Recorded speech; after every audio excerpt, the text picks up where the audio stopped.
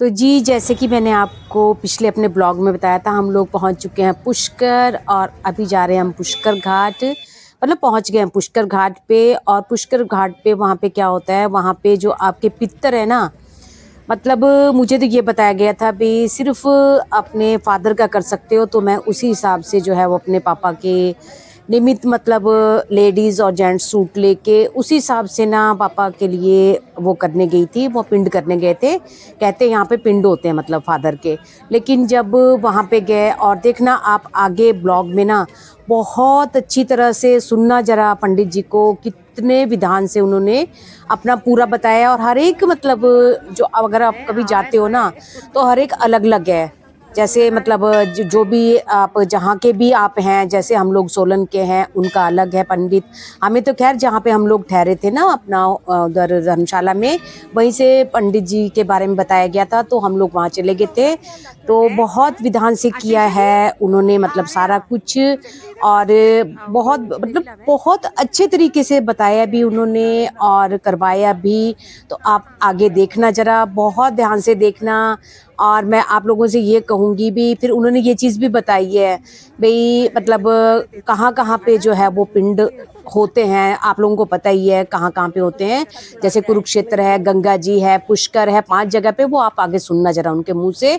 और भाई यहाँ पे बंदरों ने यहाँ पे तांडव मचाया हुआ था।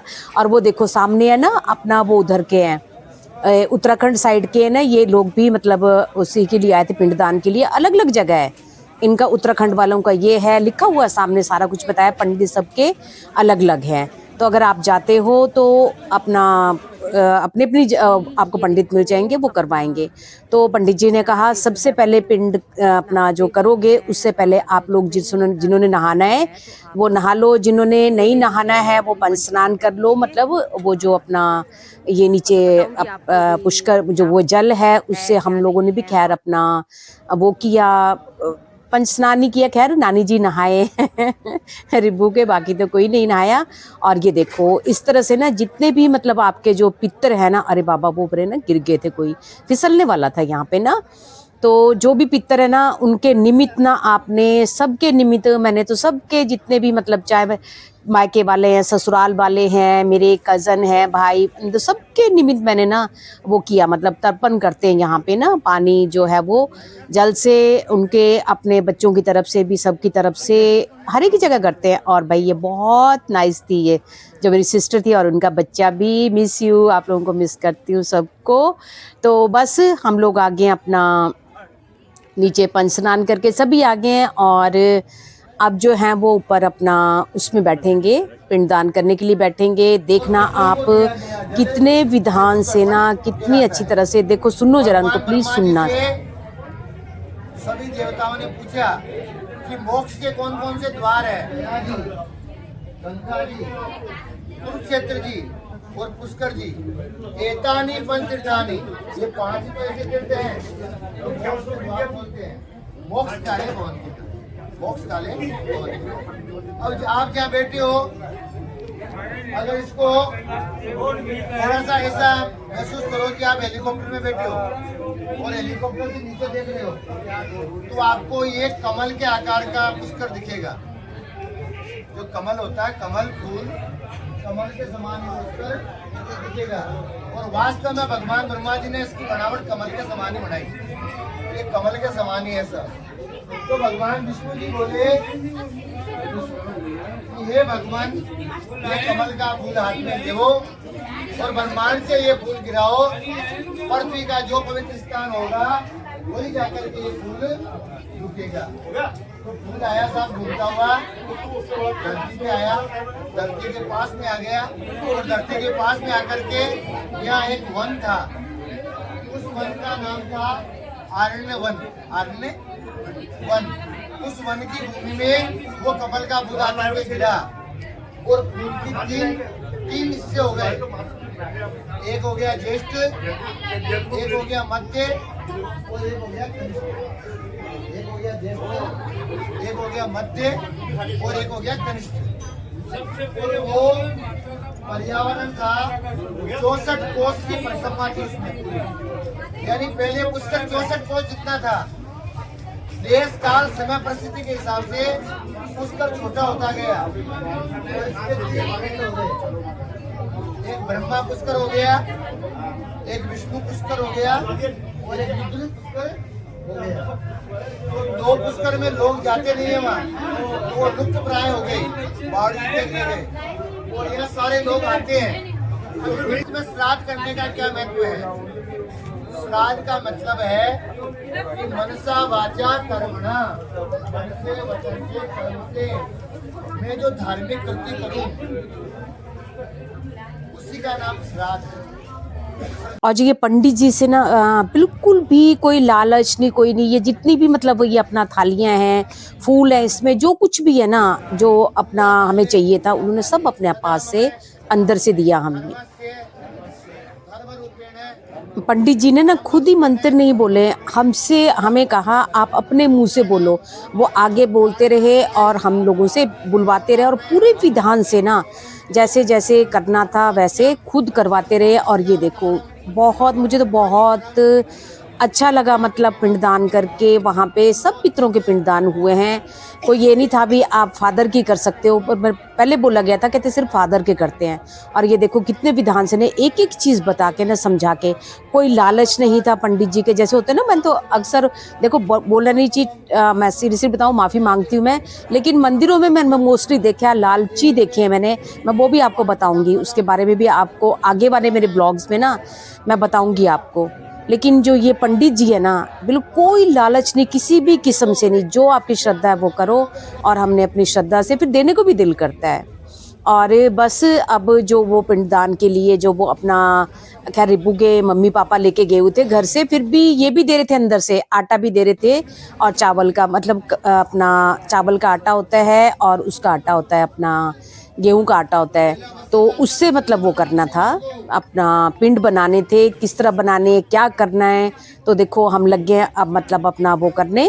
ये देखो हाथ में उन्होंने वो भी अपना कुशा की जो वो होती है, ये क्या बोलते हैं इसको, अपना अंगूठी टाइप में जो भी बोलते हैं, मेरे को बोलना नहीं आ रहा है, सॉरी।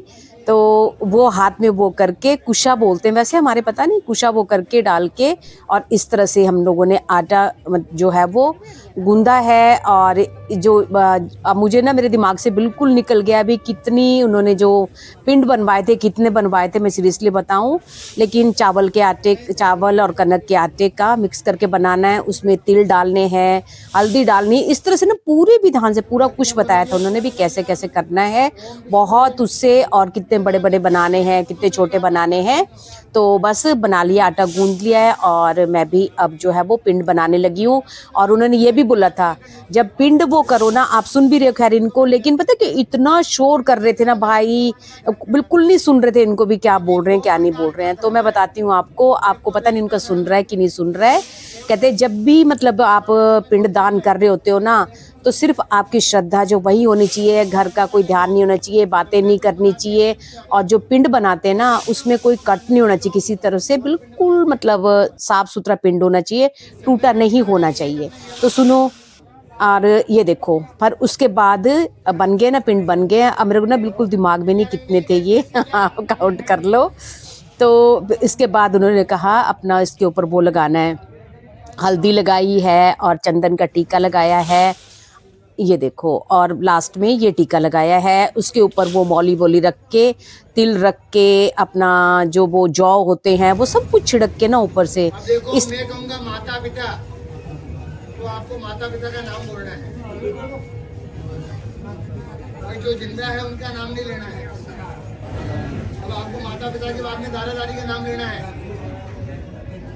दादा दादी, परदादा परदादी, परदादा परदादी का मतलब हो गया दादा दादा दादी से ऊपर, बड़द परदादा बड़द परदादी उनसे भी ऊपर। उसके बाद में पिताजी के भाई, पढ़नाना पढ़नानी, बड़द परदादा मर्द पढ़नानी, मामा मामी, मौसा मौसी, बुआ फूफा, पत्नी के माता पिता।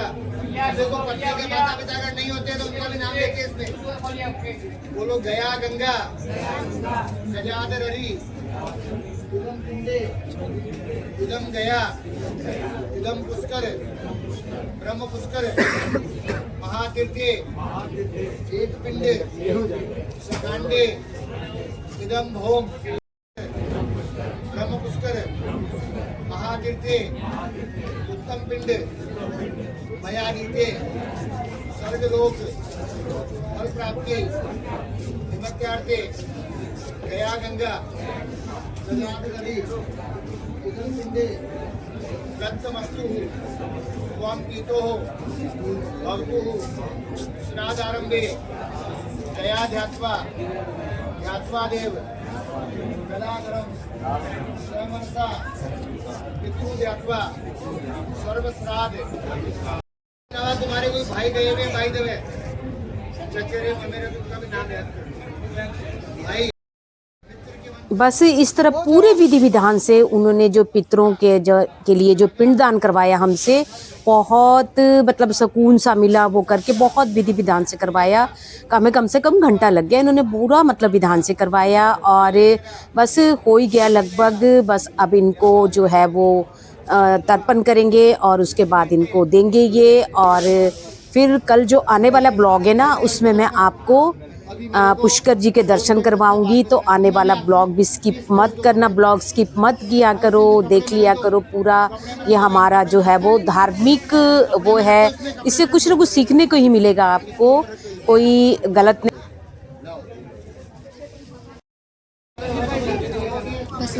तो जी, जैसे कि आपने मेरे आज के ब्लॉग में देखा, हम लोगों ने कैसे पुष्कर में पिंडदान किया, बहुत विधि विधान से।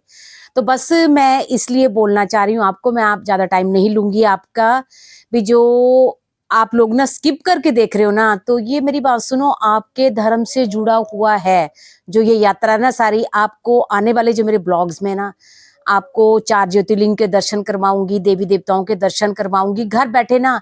मैंने कितनी मेहनत की होगी अपना, आपको पता है अलाउड नहीं होता है अंदर कैमरा, परमिशन लेके कैसे कैसे आपको घर बैठे 4 ज्योतिर्लिंग के भी और बाकी देवी देवताओं के भी जो भी मैंने दर्शन किए वो करवाऊंगी।